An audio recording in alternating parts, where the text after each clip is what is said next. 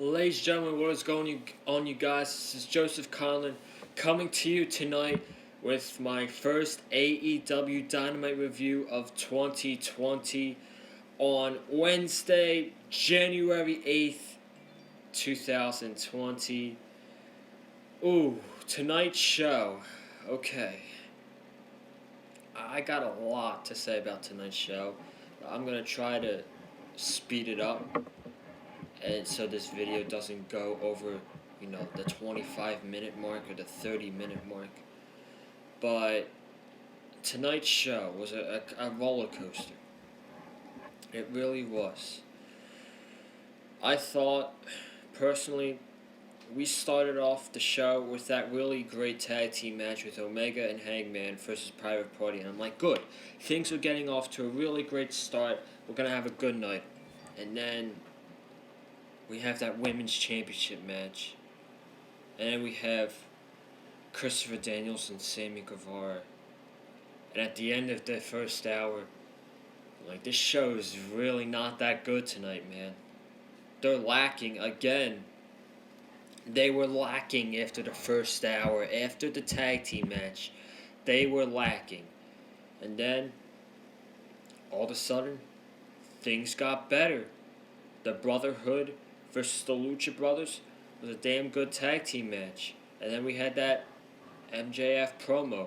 The best promo in all of pro wrestling right now. I love that AEW is keeping Cody and MJF away from each other as far as possible until the pay-per-view match. They did not have Cody come out during this segment. They had DDP come out for him. That I like. I like that next week on Dynamite, we're getting MJF teaming up with the Butcher and the Blade versus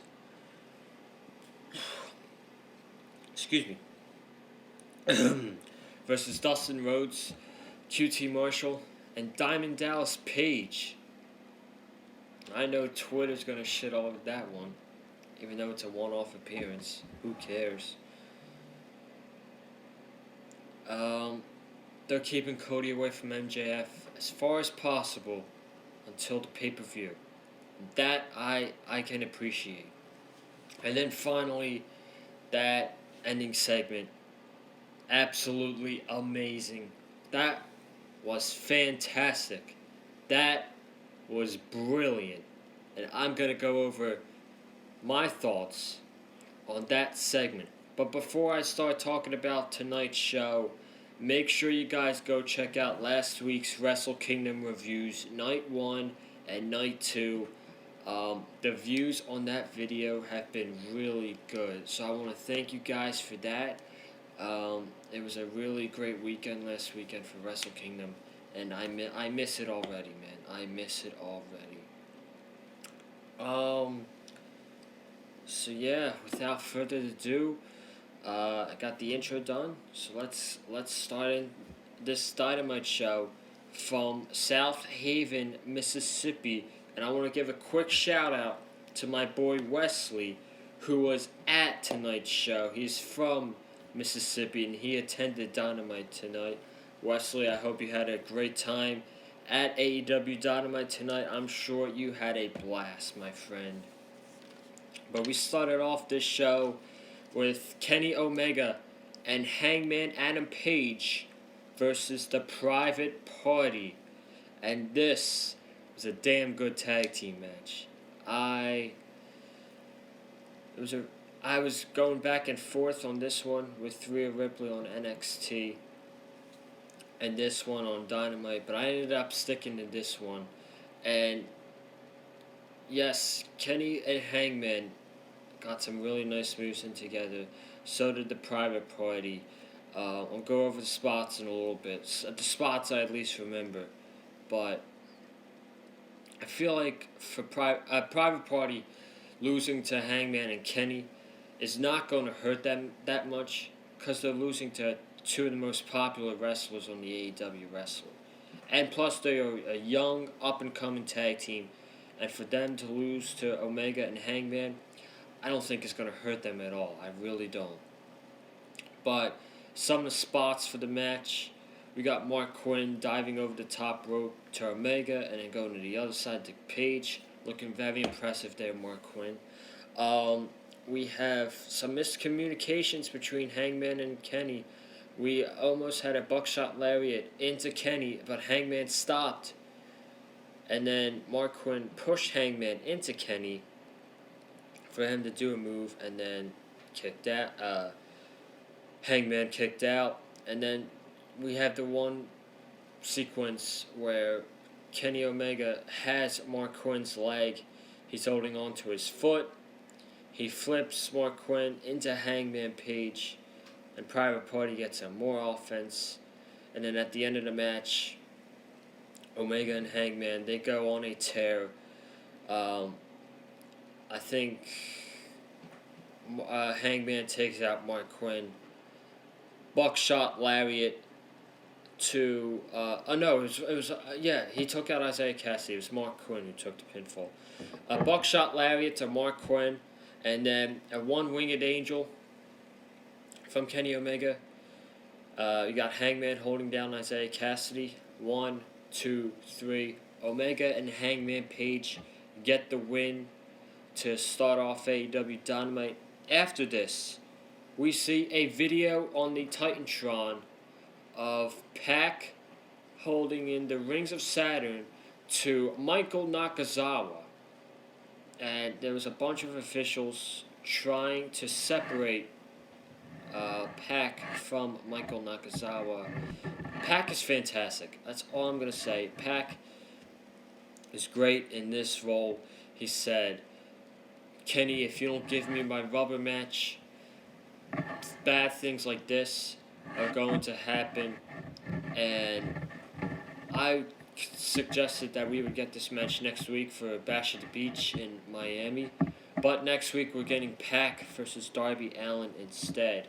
And that's going to be a great match. So maybe we're going to get it on the Jericho Cruise, maybe.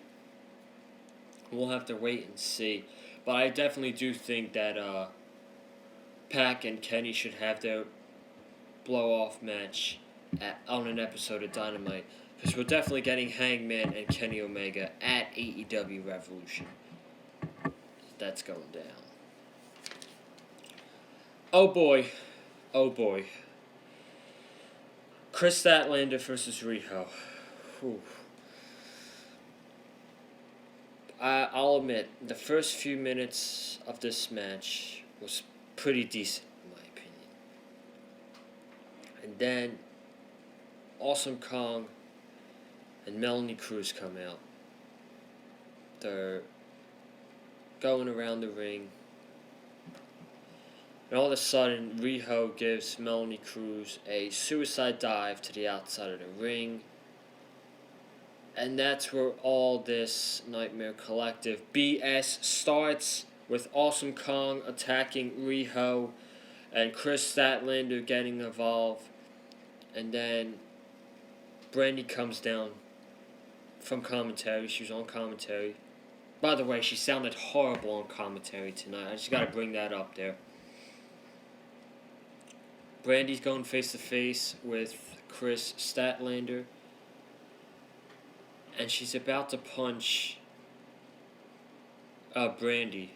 And then all of a sudden, the guy, the bald-headed guy who's appearing on the video packages, holds back Chris Statlander's hand.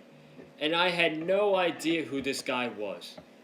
I looked on Twitter, and they said this guy's name was Luther, and he is a deathmatch specialist. He honestly made the segment worse.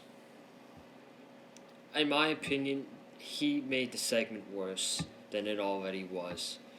Then we had Riho giving Luther a dive to the outside of the ring.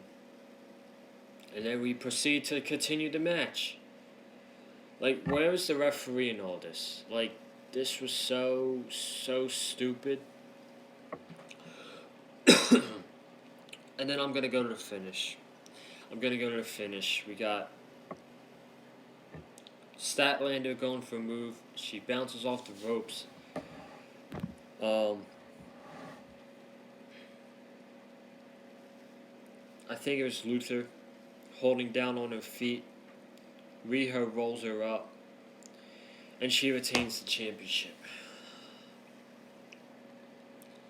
The main goal that needed to happen in this match was Chris Statlander to become the new women's champion. And the last thing we needed was for the Nightmare Collective to get involved in this match. And we got both. This, I will go as far as saying this was one of AEW's worst segments they've ever done. I think it was. I don't know if it's Kenny Omega, if it's Tony Khan, or if it's Brandy Rhodes that came up with this Nightmare Collective stuff. Well, this has got to end. It's not working. Nobody cares about this group.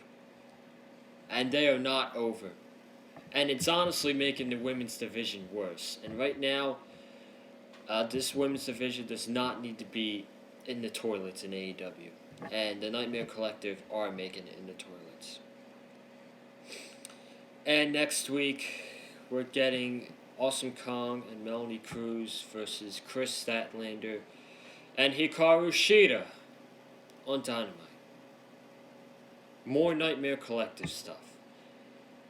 You don't want to drive fans away from the product. That's what's going to drive fans away from the product. Christopher Daniels versus Sammy Guevara. This was an okay match. This was actually decent until Pentagon Jr. came out. He told Christopher Daniels to do your thing. He wanted Christopher Daniels to do his moonsault. He didn't do it. He hesitated. He hesitated doing it on AEW Dark as well. And Sammy took advantage of it, kicked him in the face. Daniels sat down. Sammy kicked him in the back of the head. 1, 2, 3. Sammy Guevara defeated Christopher Daniels. It was an okay match with another terrible finish. That was so lame. I don't really think... Yeah, it furthers the Pentagon Christopher Daniels feud. I get it. But for Sammy to beat him just with one kick in the head, I don't know. That wasn't a good finish at all. I gotta move on from that first hour, because that first hour, in my opinion, was really bad. But we started the second and final hour hot with the Lucha Brothers, Pentagon and Rey Fenix versus Cody and Dustin Rhodes in what was a very good tag team match once again. Once again, we got another good tag team match tonight. That's two good tag team matches. I can appreciate that. But this match, I'll go over the main spots that happened and then I'll talk about it. So we got Rey Fenix getting a steel chair from under the ring. He's holding it, and Arn Anderson kicks it out of his hand. And I loved that. I really did. He didn't make any contact with the Lucha Brothers. He just kicked the steel chair off their hand. You gotta love the smart mind of Arn Anderson right there. And then, oh boy, Cody took some really nasty spots in this match. I feel like the one diamond cutter he hit, I think he hit it on Pentagon. Pentagon didn't sell it right. He was held up on the ropes, and Phoenix did his catwalk, kicked him in the face, and then I think Pentagon gave him what looked like to be a one-winged angel, and Cody landed right on the side of his neck and on his shoulder. That looked horrible. That looked absolutely horrible, and you could clearly tell that was hurting Cody because Cody immediately ran over to Dustin to make the tag. But at the end of the match, we got Dustin going wild. Hits another Canadian Destroyer for a second week in a row. This week on Rey Fenix, he hits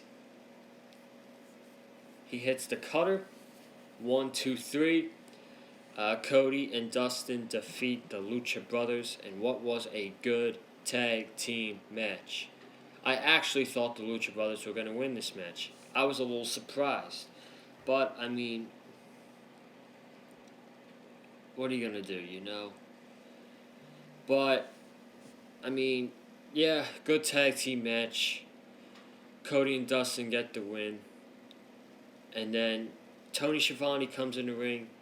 He says, "Do you accept MJF stipulations?" And then Arn Anderson gets on the mic and he says, "I have no idea who this MJF guy thinks thinks what he's talking about this stipulations. Me and Cody, we're going to discuss this very deeply this week and give you an answer in the future." So we do not have an answer yet if Cody is going to accept the stipulations. We all know he is. We all know he's going to. Then MJF came out to cut a promo after what Arn Anderson said. And he said, "Cody, you are a coward. I will give you to the count of 10 for you to get out here." He gets the 2. He said, just what I knew was going to happen. Cody Rhodes is the biggest coward. And then DDP's music comes out. Big pop. And then, this is... MJF, man, was absolutely priceless in this feud. DDP was talking about how it's great to be in this new promotion, the hottest promotion in the world. He got the crowd to say AEW a few times. He talked about something 19 years ago, WCW. And during this promo, MJF is on his phone the entire time. And he was tweeting during the promo, because during the promo he said, "Will this old fart ever shut up?" LMAO. LMAO, man. That's priceless. Then he finally tells Diamond Dallas Page to shut up and for him to get out of his ring and to get out of his promotion. And he said, we might not want to pick a fight with you, meaning him and Wardlow, but the Blade and the Butcher, they do. Out comes the Blade and the Butcher, and I did not like... Before I talk about the attack, the most funniest thing on this show was saying how MJF was going to lay one of DDP's daughters down on his bed very, very nicely. And then you know how DDP does his hand symbol into the bang? Well, he says, "I'm going to lay her down really softly, and in my bed, we're going to bang." I laughed. That was absolutely hilarious. MJF is absolutely gold. He's the best promo in all of wrestling. That was priceless. That was absolutely priceless, man. But then we gotta get into the negative. Part. I feel like first off, the Blade and the Butcher, they go ahead and they attack DDP. And DDP, I don't know how old he is. I don't feel like looking it up right now. But him taking out the Blade and the Butcher single-handedly, I think kind of buries them. That's just my opinion. You can have whatever you want, but I think that DDP, tonight they buried the Blade and the Butcher. That's all I'm going to say. Then DDP faces off with Alley. MJF kicks him in the penis, and QT Marshall comes out. Dustin comes out, and MJF and Wardlow retreat. Next week, we're getting MJF teaming up with the Blade and the Butcher to face Dustin, QT Marshall, and DDP. Again, I absolutely love that they are separating Cody and MJF as far away as possible from each other. I adore that. Trying to save it for the pay-per-view. 6-man tag, Best Friends versus Jurassic Express. This was pretty decent in my opinion. A pretty fun tag team match. The Jurassic Express and Best Friends, Chucky T, Orange, Trent getting their offensive in. Nice little offense from both teams. Marco Stunt getting a couple chants, getting over. And then Luchasaurus is in the ring. And Trent tags Orange Cassidy, and the crowd goes wild. Literally, the entire floor section stood up at the same time when Orange Cassidy got that tag. That was awesome. And then Orange Cassidy takes off his glasses, puts his hands in his pockets, and does the most devastating kicks in pro wrestling to Luchasaurus.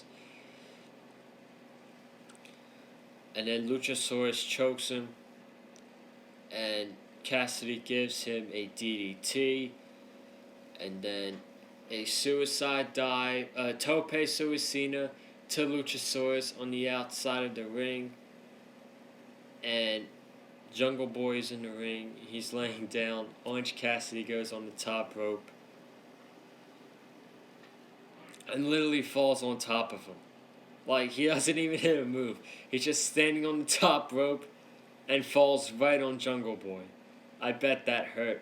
And that was funny. I absolutely laughed for that. I laughed for a lot of things tonight. I laughed from a lot. And then finally, at the end, I don't remember the finish, because I think at the time I was watching NXT or I was on Twitter. But Jurassic Express get the victory over the Best Friends, which was the right decision, in my opinion. And 2020 is going to be a fantastic year for the Jurassic Express, in my opinion. They are definitely going to be AEW Tag Team Champions. If it's at Double or Nothing or All Out, they're definitely going to be Tag Team Champions in 2020, and I can't wait. Your main event segment for the night. Will John Moxley join the Inner Circle with Chris Jericho, Sammy Guevara, Santana, Ortiz, and Jake Hager? While Mox is making his entrance, Jericho is going over how Mox is one of the most violent wrestlers in the world right now, how dangerous he is. And then Mox cuts a promo and he says, I didn't come to AEW to take a back seat and to let things play out. I came to AEW to cause violence and to change the world. And that's why I accept your offer to the Inner Circle. The crowd goes crazy. And I was like, whoa, whoa, whoa. So John Moxley, at this point, has joined the Inner Circle. Jericho, Hager, Guevara, they're all celebrating, hugging Moxley. And I just got over the 25. I'm about to get over the 25-minute mark. Who cares? So he said that We are going to dominate pro wrestling and dominate AEW in the most dominant faction of wrestling. That's the Inner Circle. So he gets out the champagne. He's drinking a little bit of the bubbly with Jericho, Hager, Guevara. They're all hugging with each other, uh, shaking hands, drinking bubbly. Crowd's booing. Crowd's chanting, you sold out, you sold out. And Moxley says, oh, I sold out. I got 49% of the Inner Circle. I'm the EVP of the Inner Circle. And then I get the car. That really nice Ford car that Chris Jericho had last week. So Moxley's got the keys. He's celebrating with the keys. He's drinking a little bit of the bubbly, spraying a little bit of the bubbly with the Inner Circle. And then Guevara and Hager go outside the ring, and they're celebrating together. Moxley's in there with Jericho. And Moxley says, cut the music, as they're celebrating to Jericho's music. And he says, I got one more thing to tell you. I was just kidding. So I knew this was going to happen. I'm like, he accepted this at 9:52. There's no way they're just going to celebrate for 8 minutes and then go off the air. Something's going to happen. So Moxley says, I'm just kidding. I don't want to join the Inner Circle. I never wanted to join the Inner Circle, and I never will join the Inner Circle. The only thing I want is these keys and that title. So he has a little bit of the bubbly in his hands, and he smashes the bottle over Chris Jericho's head and gives him a paradigm shift, and the crowd went crazy, and I'm like, yeah, I knew this was going to happen. Yes. And Sammy Guevara comes in the ring. He takes a paradigm shift. Jake Hager comes attacking him. Moxley gets out of the ring and jumps into the crowd and starts celebrating with the crowd. Theme music's playing, and we go off the air with Jon Moxley's theme music playing. And Jon Moxley fooled the Inner Circle. Brilliant. Freaking brilliant, man. That entire segment was brilliant. With Moxley reacting to the "You Sold Out" chants, to Jericho praising Moxley, to spraying a little bit of the bubbly, and then Moxley just joking about it at the end and says he only wants the AEW championship. Freaking, that segment was brilliant. It definitely made the show better.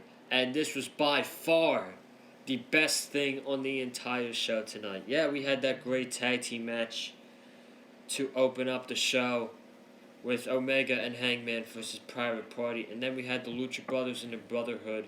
And then we had that great MJF promo once again. But this final segment was by far the best thing on the entire show tonight, in my opinion.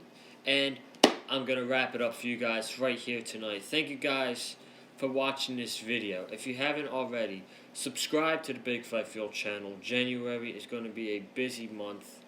Tomorrow, I will be right back on here for my NXT review. And then Sunday, I will be back on here for my NXT UK TakeOver Blackpool 2 review. Speaking of NXT UK TakeOver Blackpool 2, today I recorded the video.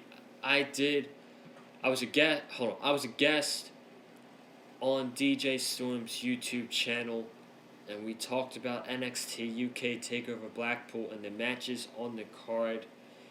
And he will be uploading that video on his channel Friday afternoon at 3 o'clock Eastern Time.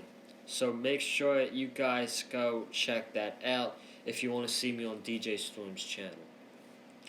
Like this video with a super kick. Comment down below your thoughts on tonight's AEW Dynamite show from South Haven, Mississippi. I thought it was okay. I mean, the first hour was not good. It really wasn't. The second hour I thought was good, so that boosted the show up. The show's not great. It was. I'll be generous. Decent at best. It was decent at best, but overall I'm gonna go with okay. Tonight's show is okay. Follow me on Twitter at Joseph Conlon. Follow Eddie on Twitter at Eddie Mullins. He's literally one follower away from having 100 followers on Twitter, and I'm sure whoever gets his 100th follow, he would really appreciate it. So let's do that, and that's gonna do it for tonight, guys. Subscribe to the Big Fat Fuel channel, and I'll see you guys right back here on the channel tomorrow talking NXT. Have a good night, guys.